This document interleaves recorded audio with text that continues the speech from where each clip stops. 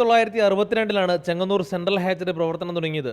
കോഴിക്കുഞ്ഞുങ്ങളെ ശാസ്ത്രീയമായി വിരിയിച്ചെടുക്കുന്ന കേന്ദ്രത്തിനോടൊപ്പം കർഷകർക്കുള്ള പരിശീലനം, മൃഗാശുപത്രി തുടങ്ങിയ അനുബന്ധ പ്രവർത്തനങ്ങളും ചെങ്ങന്നൂർ സെൻട്രൽ ഹാച്ചറിയിൽ നടത്തിവരുന്നു.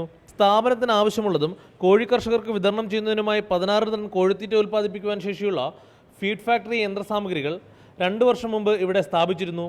എന്നാൽ ഇതുവരെ ഇതിന്റെ പ്രവർത്തനം തുടങ്ങുവാൻ കഴിഞ്ഞിട്ടില്ല. 25 ലക്ഷത്തോളം രൂപ വിലമതിക്കുന്ന യന്ത്രങ്ങളാണ് ഉദ്യോഗസ്ഥരുടെ അലംഭാവം മൂലം നശിക്കുന്നത്. കൂടാതെ 8.5 ലക്ഷം രൂപ ചെലവഴിച്ച് നിർമ്മിച്ച മാലിന്യ സംസ്കരണ പ്ലാന്റും സ്തംഭനാവസ്ഥയിലാണ്. മാറി മാറി വരുന്ന ഉദ്യോഗസ്ഥരുടെ കെടുകാര്യസ്ഥതയാണ് ഇത്തരത്തിൽ ഹാച്ചറിയുടെ പ്രവർത്തനം അവതാളത്തിലാകുവാൻ കാരണമെന്നും ഇതു സംബന്ധിച്ച് വിജിലൻസ് അന്വേഷണം ആവശ്യപ്പെട്ട് പരാതി നൽകിയതായും പൊതുപ്രവർത്തകനായ ഫിലിപ്പ് ജോൺ പറഞ്ഞു.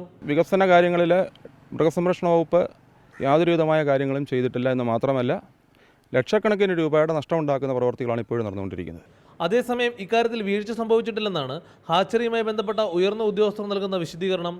ഒരു കൂട്ടം ജീവനക്കാരുടെ നിസ്സഹകരണമാണ് ഫീഡ് ഫാക്ടറിയുടെയും മാലിന്യ നിർമ്മാർജ്ജന പ്ലാന്റിന്റെയും സ്തംഭനാവസ്ഥയ്ക്ക് കാരണമായതെന്നും ഇവർ പറയുന്നു.